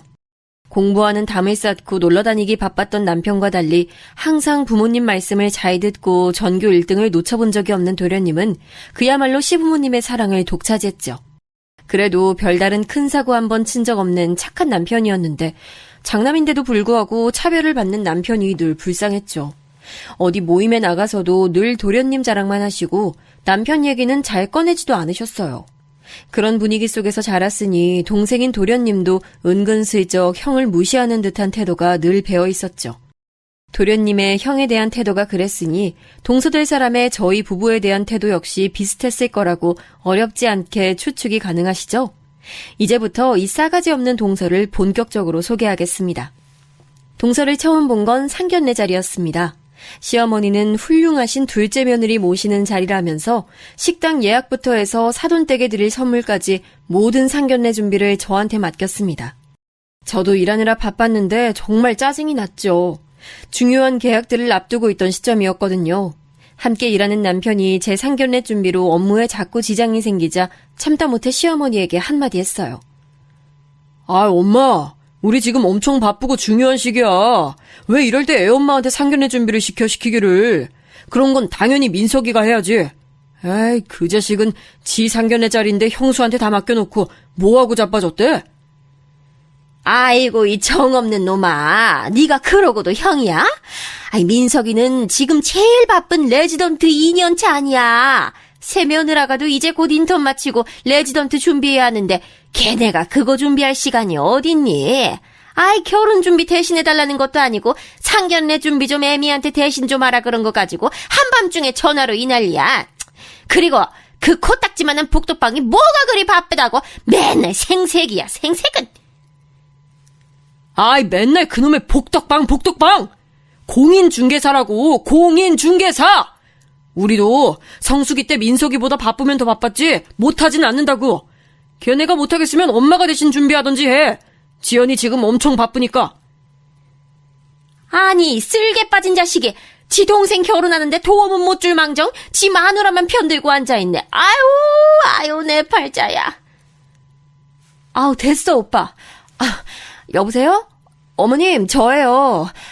저 진짜 이번 한 번만 도련님 대 도와드리는 거예요. 그래도 나름 집안의 경사라고 저도 있는 짬 없는 짬 다 내서 도와드리는 거니까 다시는 이런 거 저 시키지 마세요. 잘난 도련님 대 의사 부부는 당연히 제가 앞으로 도울 일도 별로 없겠네요. 저는 심술이 나서 시어머니께 한껏 쏘아붙이고 전화를 끊었습니다. 그리고 그렇게 바쁜 와중에 준비한 상견례 날이 다가왔습니다. 저희 가족이 먼저 도착해서 기다리고 있는데 사돈댁과 예비동서가 문을 열고 들어왔습니다. 안녕하세요. 수진이 엄마 아빠입니다. 귀하게 키운 우리 외동딸 잘 부탁드립니다. 아유, 안녕하세요, 사부인. 어서 이쪽으로 앉으세요. 아유, 수진이 오랜만이다. 그래, 밥은 잘 챙겨 먹고 다니니? 네, 어머님. 그런데 이 식당 누가 잡은 거예요? 안녕하세요. 반가워요. 저는 이제 수진 씨 손윗동서들 박지연이라고 해요. 이 식당 제가 예약했는데 어떤 것 때문에 그러세요? 아직 민석 오빠한테 얘기 못 들으셨구나? 저는 한식 별로 안 좋아하거든요. 그래서 이왕이면 파인다이닝으로 잡아달라고 오빠한테 얘기했는데 전달이 잘 안 됐나 보네요? 그래도 굳이 한정식집으로 잡으실 거면 좀 더 깔끔하고 수준 있는 곳으로 잡으셨으면 좋았을 뻔했어요. 다음부턴 신경 좀 더 써주세요. 저희 부모님도 먹는 거에 많이 예민하셔서요. 처음에는 내가 지금 잘못 들은 건가 몰래카메라인가 하는 생각이 들 정도로 예비동서의 태도는 상식 밖을 훨씬 넘어서는 수준이었습니다. 아니 무슨 미식 품평회 하는 자리도 아니고 양가가 마주하는 상견례 자리인데 거기서까지 꼭 자기가 좋아하는 파인다이닝인지 뭔지에서 처먹어야 하는 걸까요? 저희 가족은 다 한식 좋아하고 사돈댁도 다 한정식집이 괜찮다고 전해 들어서 이곳으로 잡은 건데 굳이 그걸 처음 만나는 자리에서 어필을 해야 하는지 이해가 가질 않았어요. 게다가 제가 손윗동서인데 아랫사람이나 부하 직원 대하듯 하는 그 태도에 저는 경악을 금치 못했죠. 그러셨어요? 그런데 동서는 파인다이닝인지 파인애플 다이닝인지 해서 주로 음식을 즐겨 드시면서 눈치도 같이 밥 말아 드시나 봐요. 저도 일하면서 정신없는 와중에 동시에 이 상견례 자리까지 준비한 건데 본인 식성이 안 맞는다고 준비한 사람 성의를 이렇게 무시하는 건 좀 아닌 것 같네요? 저는 참지 않고 그 자리에서 바로 쏘아붙였습니다.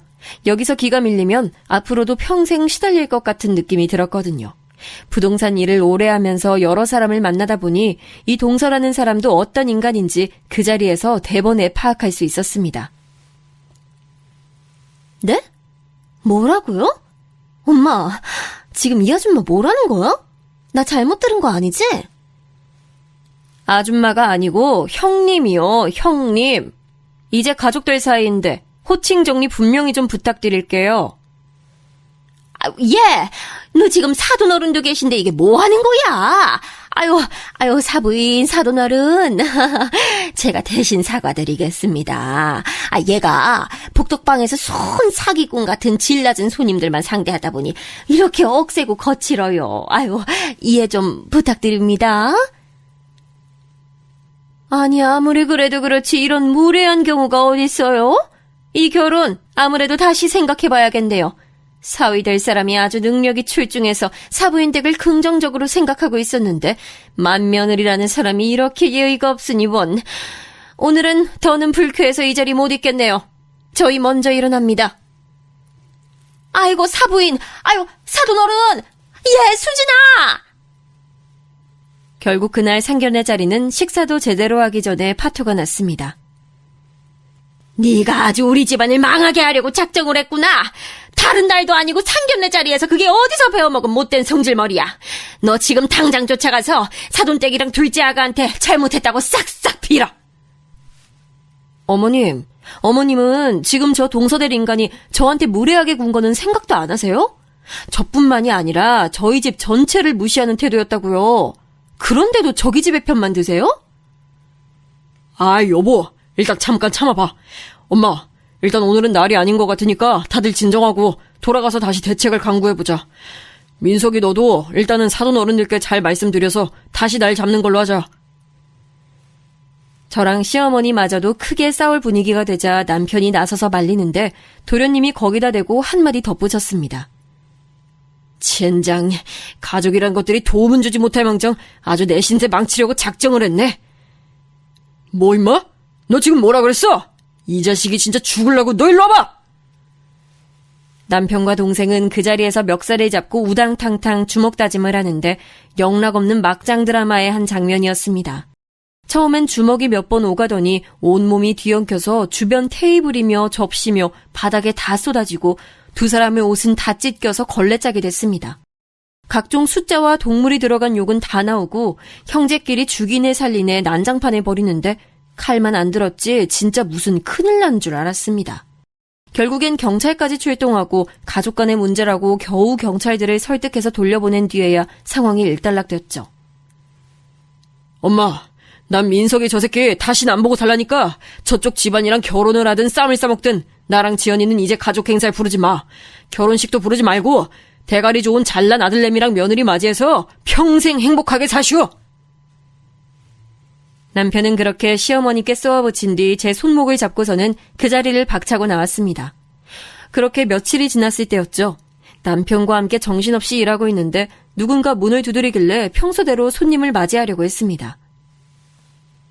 어서 오세요. 대명부동산입니다. 도련님? 도련님이 여기 어쩐 일로 오셨어요? 개업할 때도 공부한다고 코빼기도 안 비친 도련님이 웬일로 저희 가게에 처음으로 방문을 했습니다. 아이고, 이게 누구야? 잘나신 의사 양반 아니야?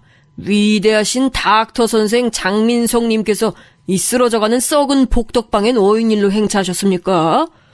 아이고, 여보, 얼른 레드카펫 깔아드리지 않고 뭐해? 아이, 또 왜 그래, 형? 나 사과하러 왔어. 사과? 사과는 무슨 얼어 죽을 놈의 사과? 난 네 새끼 꼴도 보기 싫으니까 당장 나가. 우리 지금 엄청 바빠. 아, 형. 그리고 형수님, 지난번엔 제가 잘못했습니다. 한 번만 용서해 주세요. 저랑 수진이가 그날은 많이 무례했습니다. 아, 얼른 들어오지 않고 뭐해? 도련님은 그렇게 사과를 하더니 문 밖에 누군가에게 들어오라고 손짓을 하는데 그 사람은 다름 아닌 예비동서였습니다. 안녕하세요. 민석 오빠 말 듣고선 저도 많이 생각해봤어요. 물론 그날 그 식당이 제 취향은 아니었지만 그래도 고생하신 형님 생각 못하고 그런 말 한 건 제 실수였네요. 유감스럽게 생각합니다. 아이, 수진아. 유감스럽다는 게 뭐야? 정치인도 아니고. 얼른 죄송하다고 해. 아, 뭐? 이 정도 했으면 된 거 아니야? 뭐, 무릎이라도 꿇을까? 마지못해서 안 하느니만 못한 사과를 하는 둥 마는 둥 하는 예비동서의 모습을 보면서 당장이라도 엉덩이를 뻥 차서 문 밖으로 내쫓을까 하고 있었는데 도련님이 말리고 나섰습니다. 형, 그리고 형수님, 이 사람이 자존심이 워낙 세서 그래요. 이 정도면 이 사람 입장에서 충분히 사과한 것 같은데 한 번만 너그럽게 용서해 주세요. 저희 사실 이 결혼 엄청 중요해요. 그 엄청 중요한 이유가 뭔지 드러나보자 하는 마음으로 한번 꾹 참고 들어봤더니 그 내용은 이랬습니다. 사돈어른 되실 분께서는 국내에서 꽤 알려진 큰 의료재단의 이사장이신데 자기 딸에게 이 가업을 물려주길 오랫동안 바래오셨다고 합니다. 하지만 동서는 실제로 환자를 보는 일에만 관심이 있고 재단 경영에는 전혀 관심이 없었다고 해요. 그런데 동서가 외동딸이니 그 가업을 이어서 경영해줄 사람이 필요하잖아요. 그러던 와중에 똘똘한 의사사위를 맞이할 기회가 왔으니 사돈어른 입장에서는 생판 모르는 남한테 이 일을 맡기기보다 명의는 딸에게 물려주더라도 실제로 경영을 해줄 사람으로 도련님이 적임자라고 생각을 하셨대요. 남편 집안은 평범한 중산층이었지만 도련님은 이미 의료계에서도 이름난 불세출의 천재인데다가 야망까지 두터워서 사돈어른 입장에서는 도련님을 그렇게 마음에 들어 하셨다고 하네요. 그런데 상견례 날 그런 일이 생겼으니 사돈댁 임짝만 생각하면 황당할 만도 하죠. 자신의 야망을 포기할 수 없었던 도련님은 이번 기회를 놓치면 언제 다시 그런 큰 기회가 찾아올지 모르기 때문에 그 센 자존심을 꺾고 저희에게 사과를 먼저 해온 것이었어요. 너 이 새끼 결혼을 하는 거냐? 비즈니스를 하는 거냐? 재수씨 사랑하긴 하는 거야? 아, 형. 당연히 이 모든 건 내가 수진이를 사랑하는 거를 기본으로 깔고 가는 거야. 무슨 말을 그렇게 못되게 해. 아이, 그리고 막말로 형수님. 삼촌이 그렇게까지 입지가 커지면 수민이 지민이한테도 다 좋은 일 아니겠어요? 조카 녀석들뿐만 아니라 형이랑 형수님 건강검진은 평생 걱정도 하지 마세요. 저희가 최상의 서비스로 모시겠습니다. 늘 자기 형을 무시만 하고 콧대가 하늘을 찌르던 도련님이 이렇게까지 싹싹 빌자 저도 조금은 의아한 마음이 들기 시작했습니다. 그래요, 뭐 도련님 뜻은 잘 알겠어요. 그런데 두 사람 결혼하는데 우리가 무슨 영향력이 있다고 이렇게까지 찾아와요? 막말로 두 사람 알아서 결혼하고 우리 평생 안 보고 살아도 되는 거잖아요. 우리한테 뭐 바라는 거라도 있어요? 아, 그게요, 형수님. 장인 장모님이 형수님 사과를 꼭 받아야겠다고 하셔서. 안 그러면 이번 결혼은 아예 없던 걸로 하시겠다고. 형수님, 제가 이렇게 빕니다. 딱 한 번만 이 불쌍한 시동생 위해서 장인 장모님께 사과 전화 한 통만 부탁드립니다. 저희 장인 장모님 생각보다 빡빡하신 분들 아니에요. 딱 한 번만요. 형수님, 아니 누나, 평생 큰 누님으로 모시겠습니다. 제가 이렇게까지 빕니다. 제발요. 한 번만요. 그러면서 도련님은 맨바닥에 무릎을 철퍼덕 꿇는 거 아니겠어요? 아이고, 지랄이 났다, 지랄이 났어. 당장 일어나서 꺼지지 못해! 아, 형, 내 말 들어줄 때까지 안 나갈 거야. 제발! 급기야 도련님은 남편의 바지가랑이까지 붙들고 바닥에 늘어지기 시작했습니다. 도련님은 늘 욕심이 많은 줄 알았으나 이렇게까지 성공력이 강한 사람인 줄은 그때 처음 알았습니다. 저는 그 사과가 죽기보다 하기 싫었지만 그래도 그날 좀 심하게 쏘아붙인 감도 없잖아 있고 우리 딸내미들 얘기까지 하면서 저렇게까지 싹싹 비는 도련님을 보니까 이번만은 한번 져줘야겠다고 생각을 했습니다. 그렇게 한 발 물러서서 사돈 어른들께 전화를 드려 그날 동서가 무례하게 군 건 맞지만 그렇다고 똑같이 대응한 저도 지혜롭지는 못했다고 죄송하다고 사과를 드렸습니다. 의외로 사돈 어른들도 딸 자식 외동으로 오냐오냐 키워서 말을 좀 막 하는 경향이 있는데 이해해달라고 쿨하게 받아주셔서 그렇게 사돈댁과의 갈등은 일단락됐습니다. 그러는 김에 남편과 시어머님도 도련님의 중재로 화해를 하게 됐고요. 그렇게 우여곡절 끝에 치러진 두 사람의 결혼식은 제가 그동안 봐왔던 어떤 결혼식보다도 화려했습니다. 장충동의 유명한 호텔의 가장 큰 홀을 통째로 빌렸는데 사돈 어른댁 손님들이 거의 대부분이었습니다. 그중에는 그 지역 유지는 물론 지역구 의원, 유력한 기업가 등등 흡사 재벌가의 결혼식에서나 볼 법한 끝발 날리는 사람들이 가득했죠. 시어머니가 동서의 무례하고 오만방자한 태도에도 왜 그렇게 저자세로 일관하며 오히려 저를 나무랐는지 이해가 가는 대목이었죠. 동서 집안이랑 도련님이 결혼을 하면 자신의 집안의 사회적 위치도 덩달아 올라갈 것이라는 욕심 때문이었겠죠. 그러니 조그만 동네 상인에 불과한 저희 부부는 안중에도 없을 수밖에요. 서방님네가 결혼을 하고 난 뒤 몇 년 동안은 막상 크게 서로 마주칠 일이 없었습니다. 서방님 내외는 레지던트 생활을 하느라 눈코 뜰 새 없이 바빠서 명절에조차 한자리에 모이기 힘들었으니까요. 저는 오히려 좋았습니다. 상견례 때부터 삐걱거리고 시작한 관계였는데 그들이 바쁘다는 핑계로 보지 않아도 됐으니까요. 하지만 그런 평화는 오래가지 못했습니다. 동서가 레지던트 말년차가 됐을 때였는데 그때는 그래도 서방님네가 시간적 여유가 생겨서 그의 명절에 거의 처음으로 시댁 식구들 모두가 한자리에 모였습니다. 그리고 그날 그 자리에는 저에게는 또 한 번 큰 짜증을 안겨줬지요. 예, 큰아가. 민석이네 결혼하고는 처음으로 다 같이 모이는 자리니까 네가 이번 명절상이랑 차례상은 책임지고 준비해. 할 수 있지? 네? 아니 어머님, 지금 시대가 어느 때인데 며느리 하나만 명절상 독박 쓰는 경우가 어딨어요. 그것도 맏며느리 혼자서요. 동서도 시간 여유 꽤 생겼다면서요. 그러면 같이 해야 맞죠? 아니 얘가 정신 나간 소리 하고 있네. 아무리 레지던트 말년차라고 해도 뭐 니네 복덕방처럼 여유로울 줄 알았어? 아무리 말년차여도 바쁜 건 바쁜 거야. 이럴 때 손이 똥설어서 인심은 못 베풀 망정 어디 바쁜 애 못 부려먹어서 안달이야. 정말 너무하시네요, 어머님. 그래요, 뭐가 됐든 명절상이랑 차례상만 준비하면 되죠? 일단 알겠습니다. 시어머니는 아무런 거리낌 없이 저에게만 모든 명절 음식 준비와 차례 준비를 일임하셨습니다. 저는 너무 신경질이 나는 데다가 일이 너무 바빠서 제대로 그걸 준비할 시간조차 없어서 그냥 돈 주고 명절 음식 전문 출장 뷔페에다가 모든 준비를 맡겼죠. 허투루 준비했다는 소리 듣기 싫어서 아주 최고급 업체를 선정해서 제대로 준비했습니다.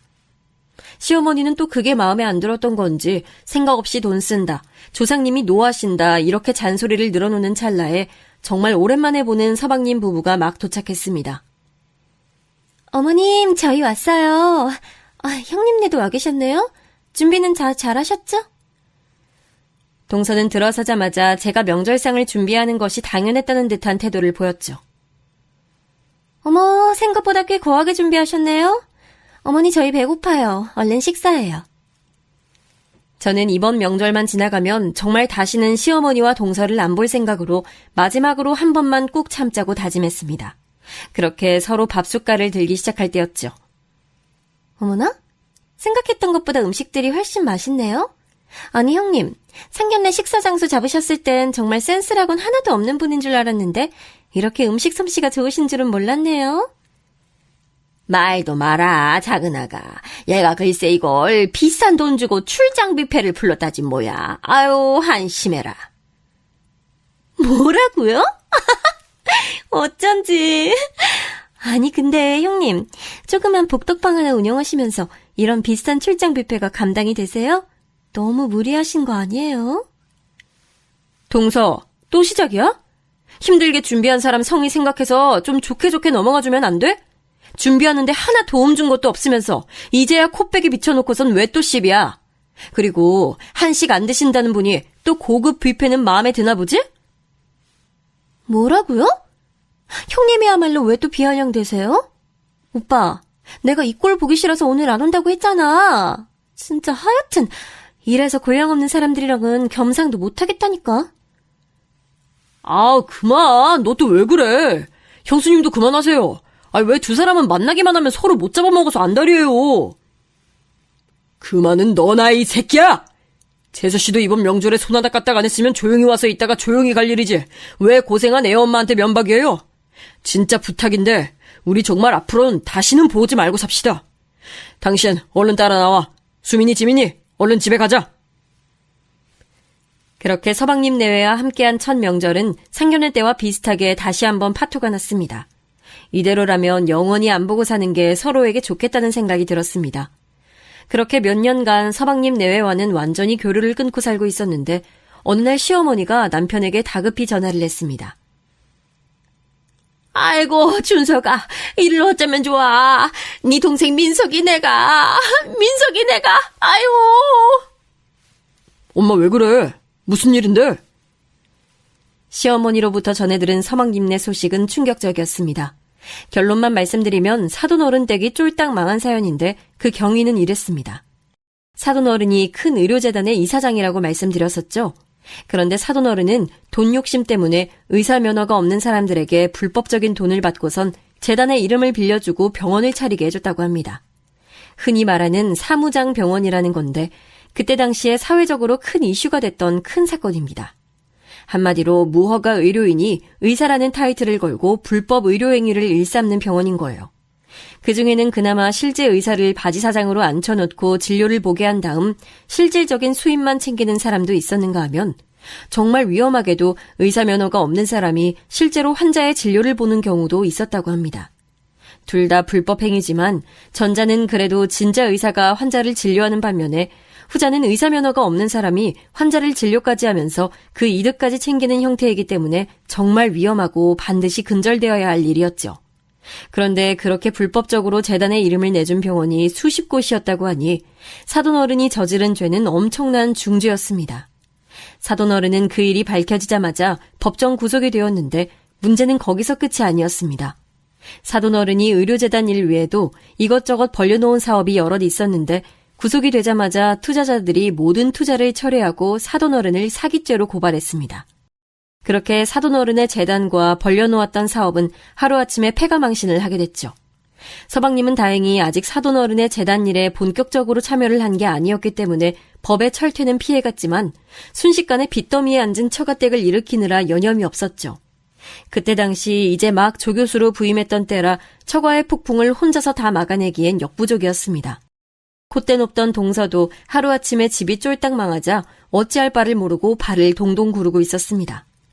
저는 솔직한 마음에 세상 지잘난 맛에 살던 동서가 쫄딱 망했단 소리를 듣고 통쾌하기도 했습니다. 그리고 비교적 신사적으로 보였던 사돈 어른이 그런 불법적인 일들을 저질러 왔다니 놀랍기도 했죠.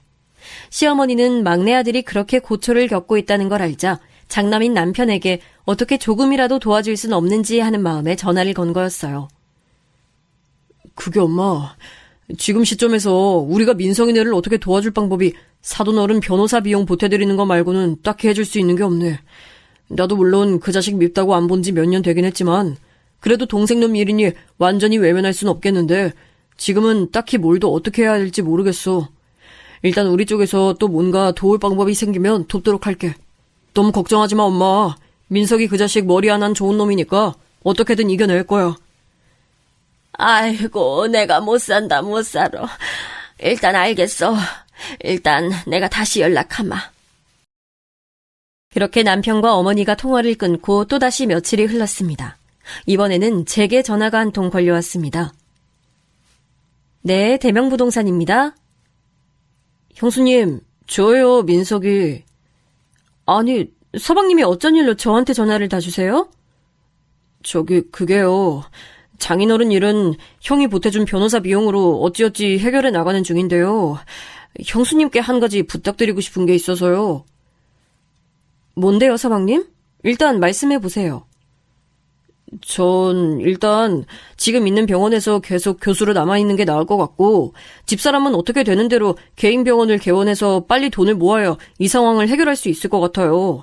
집사람 전공은 피부과니까 강남에 병원 차리면 어떻게든 몇 년 안에 처가댁 금전적인 부분은 많이 해결이 될 것 같아요. 그래서 말인데 형수님께서 집사람 병원 자리 좀 알아봐 주실 수 있을까요?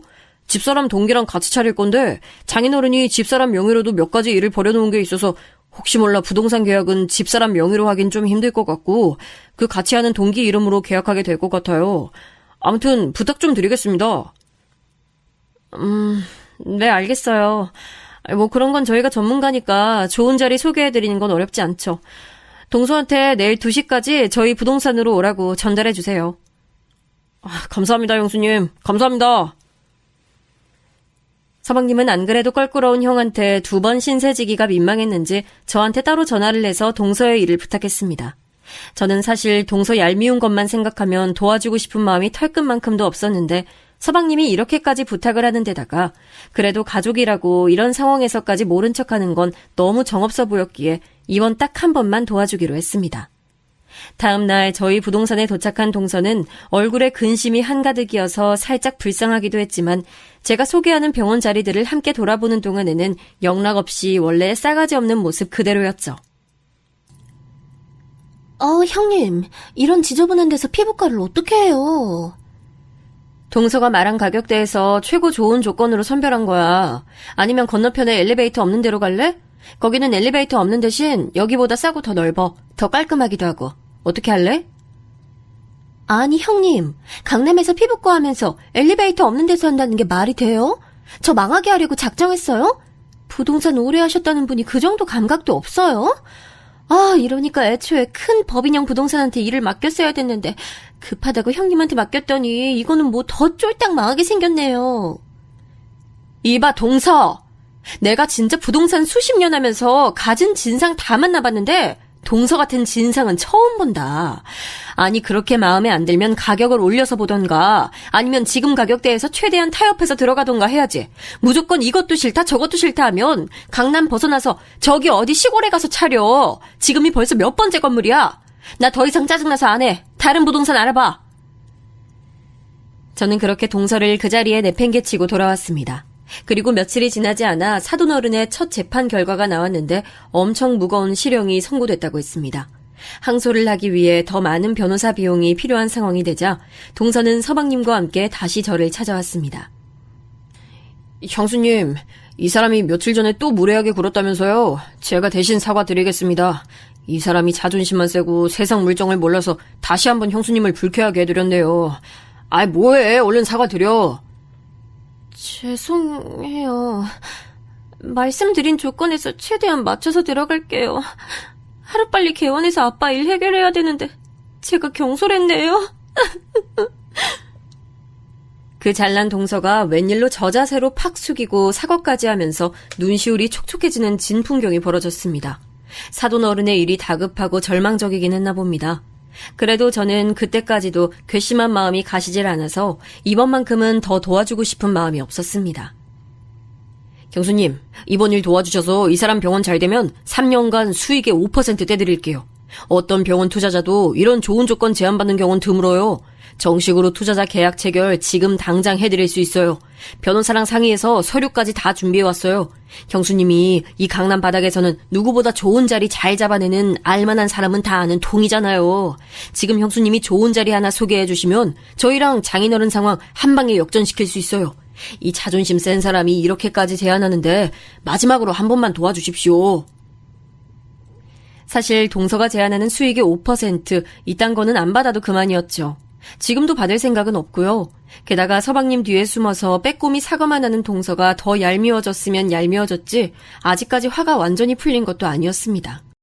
하지만 그 자존심 센 동서가 이렇게까지 눈물을 보이면서 안 그래도 돈이 궁한 사람이 이 수익의 일부까지 떼어주겠다고 제안하는 걸 보니 이 정도면 동서 입장에서는 많이 수그리고 반성했다는 생각이 들기도 하고 언제나 그랬듯 서방님의 끈질기고 간절한 바짓가랑이 붙잡는 스킬을 이번에도 한번 져줘야 되나 싶었습니다. 아닌 게 아니라 동서와의 갈등을 떠나서 한 사람의 공인중개사로서 매번 사정이 어려운 임차인들의 딱한 사정은 항상 들을 때마다 정말 가슴이 아프거든요. 그래서 정말 진짜 마지막으로 자비를 한번 베풀기로 했습니다. 좋아. 그러면 진짜 마지막으로 보여줄 건물이 하나 있는데 이것까지 싫다 그러면 진짜로 다른 부동산 알아봐. 나도 이제 더 이상은 도와주기 힘들어. 그렇게 으름장을 놓고 소개해준 건물은 대로변 코너에 입지한 건물이었는데 이 자리에 피부과를 개원하면 대박이 날 것은 너무나 분명한 곳이었습니다. 아니 형님, 이런 좋은 데를 왜 이제껏 숨겨놓으셨대요? 저 여기로 할게요. 바로 동업자 불러와서 계약서 쓸게요. 바로 어제 나온 따끈따끈한 물건이야. 원래 이 자리에 있던 병원 원장님도 여기서 돈 많이 벌어서 빌딩 사서 나가는 거라 권리금도 안 받고 나가는 거니까 명당 중 명당이라고. 내가 진짜 아무한테도 소개 안 한 물건 소개해주는 거니까 서방님 체면 봐서라도 잘 운영해. 아, 알겠어요 형님. 여보세요? 언니, 내가 주소 하나 보내줄 테니까 얼른 일로 와봐. 대박 자리 하나 찾았어. 제가 소개해준 소위 대박자리가 마음에 쏙 들었던 동서는 동업자와 있는 대출 없는 대출을 다 끌어모아서 일사천리로 그 자리에 병원을 차렸습니다. 그리고 얼마 지나지 않아 그 병원에 개원식을 열었죠.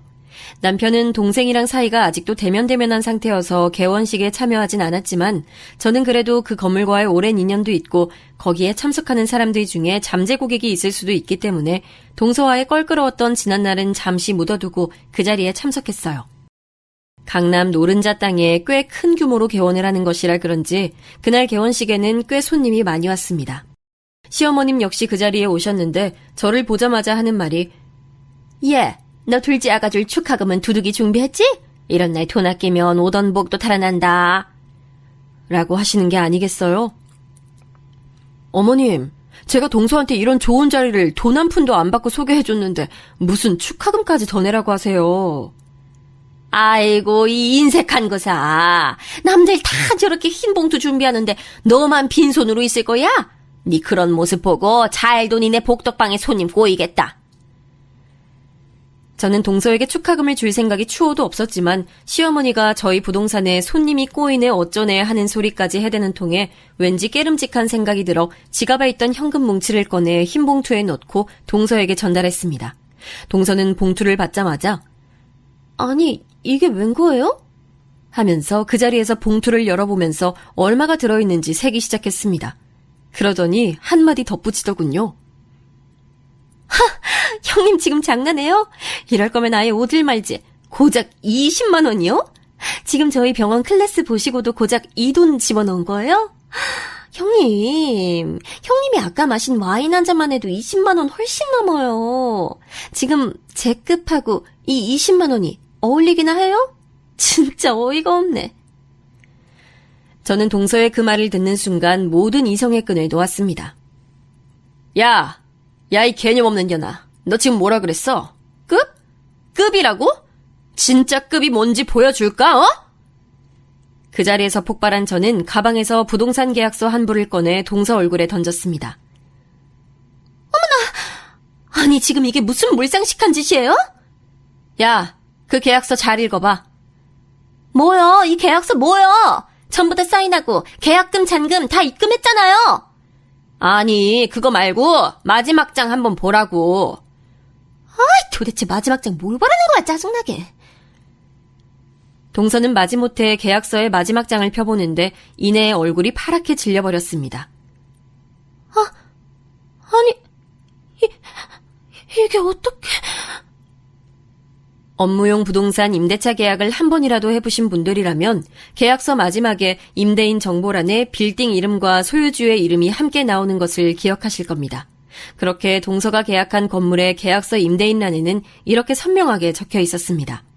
땡땡 빌딩 소유주 박지연 720523-2 땡땡땡땡땡땡.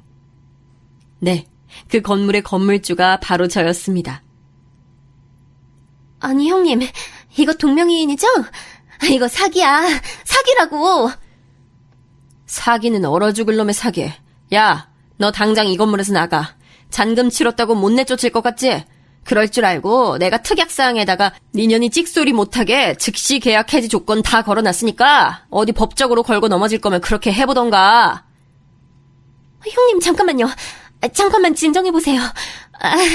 여러분, 지금 잠깐 건물주님과 오해가 생긴 것 같은데 오늘 개업식은 여기서 마치겠습니다. 모두 돌아가 주세요. 형님, 저랑 잠깐 얘기 좀 해요. 이게 지금 무슨 상황인 거냐고요? 문자 그대로 제 소유의 건물에 동서가 임차인으로 들어와 있는 상황인 거죠. 동업자 명의로 계약을 했고 계약 당일에 동서는 여기저기 돈 끌어모은다고 계약 자리에 나오지도 않았으니 건물주가 저라는 사실을 그때까지도 모르고 있었던 게 당연하죠. 그럼 언제 제가 이런 좋은 건물을 가진 부자가 되었느냐고요? 제가 달리 공인중개사겠어요? 그것도 잠깐 하룻밤 눈 감았다 뜨면 수십 개의 부동산이 생겨났다가 망하는 이 무한 경쟁의 강남 부동산 시장에서 수십 년간 안 망하고 살아남으려면 보통 실력 가지고는 힘든 일이죠. 그 탄탄한 실력을 바탕으로 저와 남편은 개업 초창기부터 부동산 운영과 동시에 저희가 직접 재테크를 많이 했습니다. 부동산 시장의 최전선에 있었기 때문에 그 어느 누구보다도 빠른 정보력으로 정말 재미를 많이 봤죠. 처음엔 조그맣고 다 쓰러져가는 허름한 빌딩부터 투자를 시작해서 계속해서 더 좋은 건물을 사고 되팔고 하는 식으로 수익을 올려서 지금 이 노른자 코너 자리에 위치한 좋은 건물까지 갖게 된 거죠. 그 밖에도 여기저기에 어떤 건물은 제 명의, 어떤 건물은 남편 명의로 몇 채가 더 있습니다. 그동안 티를 안 냈다 뿐이지 저희는 잘나신 의사 집안인 사돈댁이 하나도 부럽지 않은 강남의 자산가들이에요. 아마 부동산 투자를 조금 해보신 분들이나 업계 종사자분들이라면 동서가 처음에 병원 자리를 알아볼 때 계속 마땅한 자리가 없다가 하루아침에 최상급 물건이 나타난 부분에서 조금 의아하셨을 겁니다. 만약 같은 금액 조건에서 계속 찾는다면 갑작스레 이전 물건보다 훨씬 좋은 매물이 바로 다음날 튀어나온 건 불가능하거든요. 다 제가 제 건물에 마침 생긴 공실에 동서를 꽂아 넣어주었기 때문에 가능한 일이었죠. 당연히 원래 받아야 할 보증금과 월세보다 훨씬 적게 계약을 했고요. 서방님의 간절한 태도를 생각해서 그리고 집안이 쫄딱 망한 동서의 처지를 불쌍하게 생각해서 큰 자비를 베풀었는데 자기 급에 안 맞는 축하금 봉투 내밀었다고 건방지게 구는 꼬라지를 보니 더 이상 참지 않고 폭발해버린 겁니다. 형님, 제가 잘못했어요. 한 번만 봐주세요. 아니, 한 번만 살려주세요. 다시는 형님 무시하지 않을게요. 제발 한 번만 살려주세요. 개원식 손님들이 모두 돌아간 자리에서 동서는 제게 무릎을 꿇고 닭똥 같은 눈물을 흘리면서 싹싹 빌었습니다. 아이고, 얘 큰아가. 나도 네가 이렇게 엄청난 사람인 줄 몰랐어. 내가 대신 사과할 테니 이제 그만 작은아가 용서해다오. 다 망한 집안 이렇게 세워보겠다고 이것저것 다 끌어모아서 이렇게 새로 시작하는데 마지막으로 한 번만 자비를 베풀어다오. 결혼생활 내내 저를 무시했던 시어머니조차도 이전엔 볼 수 없었던 예의 바른 태도로 저를 설득했습니다. 동서, 자네가 얼마나 위대한 집안에서 얼마나 공부를 많이 하고 자랐는진 모르겠지만 아무리 그래도 겉으로 보이는 걸로 사람 함부로 무시하면 안 되는 거야. 알았어? 앞으로 동서하는 거 봐서 계약은 해지하든지 말든지 할 테니까 앞으로 똑바로 해. 이제껏 서방님 봐서 참고 있었는데 한 번만 더 나 열받게 하면 가만 안 있는다 진짜. 네, 형님. 알겠습니다. 알겠습니다. 정말 죄송해요. 사실 이미 잔금이 들어온 계약건에 대해서 임대인이 일방적으로 계약을 해지하는 것은 쉽지 않은 일일 뿐더러 가능하다고 해도 그렇게 곧바로 처리할 수도 없습니다. 다만 동서의 태도가 너무 괘씸하니까 겁을 좀 준 것뿐인데 그런 절차도 잘 모르는 동서가 겁을 집어먹고 저에게 싹싹 비는데 제 마음이 얼마나 통쾌했을지 짐작하시나요? 어쨌든 그날 사건 이후로 저는 동서의 완전한 갑이 되었고 동서는 그때부터 이날 이때까지 저를 아주 깍듯이 모시고 있습니다. 참 돈이란 게 무엇인지 하루아침에 사람의 태도를 이렇게 바꿀 수 있는 걸까요? 한편으론 무섭기도 합니다. 아무튼 그 이후로 다행히 동서의 피부과는 엄청 대박이 나서 집안의 빚도 모두 갚고 사돈어른의 재판도 최대한 유리한 쪽으로 이끌어냈습니다. 저는 행여라도 우리 딸들이 행여라도 돈 때문에 서러운 일 당하지 않았으면 하는 마음에 오늘도 열심히 강남 바닥을 돌아다니며 좋은 매물 정보를 수집하고 있습니다. 잠시 차 한잔 마시며 쉬는 틈에 사연을 적어봤는데 벌써 시간이 이렇게 됐네요. 그럼 저는 다음 건물을 타러 이만 이동해야 할 것 같습니다. 모두들 좋은 하루 보내세요.